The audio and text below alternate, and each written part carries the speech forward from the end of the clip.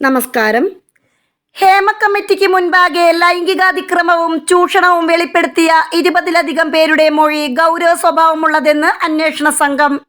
ഈ വെളിപ്പെടുത്തലുകളിൽ നിയമ നടപടി വേണമെന്ന ഉറച്ച നിലപാടിലാണ് അന്വേഷണ സംഘം. ഇന്നലെ ചേർന്ന പ്രത്യേക അന്വേഷണ സംഘത്തിന്റെ യോഗത്തിലാണ് വിലയിരുത്തൽ. ഗൗരവ സ്വഭാവമുള്ള മൊഴികൾ നൽകിയവരിൽ ഭൂരിപക്ഷം പേരെയും 10 ദിവസത്തിനുള്ളിൽ നേരിട്ട് ബന്ധപ്പെടാനാണ് അന്വേഷണ സംഘത്തിന്റെ നീക്കം. നിയമ നടപടി തുടരാൻ ആഗ്രഹിക്കുന്നവരുടെ മൊഴിയിൽ അടുത്ത 3-ാം തീയതിക്കുള്ളിൽ കേസെടുക്കും.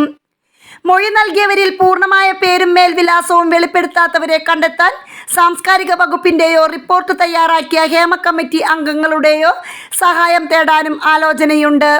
ഗൗരവമെന്ന് വിലയിരുത്തിയ 20 പേരെ ആദ്യഘട്ടത്തിലും അവശേഷിക്കുന്നവരെ 2-ാം ഘട്ടത്തിലും വനിതാ ഉദ്യോഗസ്ഥർ നേരിട്ട് ബന്ധപ്പെടും. ഗൗരവ സ്വഭാവമുള്ള വെളിപ്പെടുത്തലുകളിൽ പോക്സോ കേസ് പരിധിയിൽ വരുന്ന മൊഴികളും ഉണ്ടെന്നാണ് വിവരം. മൊഴി നൽകിയവരുടെ താൽപര്യം കൂടി അറിഞ്ഞ ശേഷമായിരിക്കും കേസെടുക്കുന്നതിൽ തീരുമാനമുണ്ടാവുക. അതേസമയം കേസിൽ SITയുടെ മൊഴിയെടുപ്പ് തുടരുകയാണ്. ഹേമ കമ്മിറ്റിക്ക് മൊഴി നൽകിയ ഭൂരിഭാഗം പേരിൽ നിന്നും മൊഴി രേഖപ്പെടുത്തി. പ്രത്യേക അന്വേഷണ സംഘം നേരിട്ടും ഓൺലൈനുമായാണ് മൊഴിയെടുക്കുന്നത്. ഹേമ കമ്മിറ്റിക്ക് നൽകിയ മൊഴിയിൽ മിക്കവരും ഉറച്ചു നിൽക്കുന്നുണ്ട്. എന്നാൽ നിയമ നടപടികളുമായി മുന്നോട്ട് പോകാൻ പലർക്കും താൽപ്പര്യമില്ല. പ്രത്യേക അന്വേഷണ സംഘത്തിലെ വനിതാ ഉദ്യോഗസ്ഥരാണ് മൊഴിയെടുപ്പ് നടത്തുന്നത്.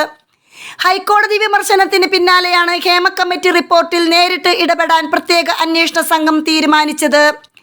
ഇതിന്റെ ഭാഗമായി ഹേമ കമ്മിറ്റിക്ക് മൊഴി നൽകിയ 50 പേരുടെയും മൊഴി പ്രത്യേകം രേഖപ്പെടുത്താൻ അന്വേഷണ സംഘം തീരുമാനിച്ചു.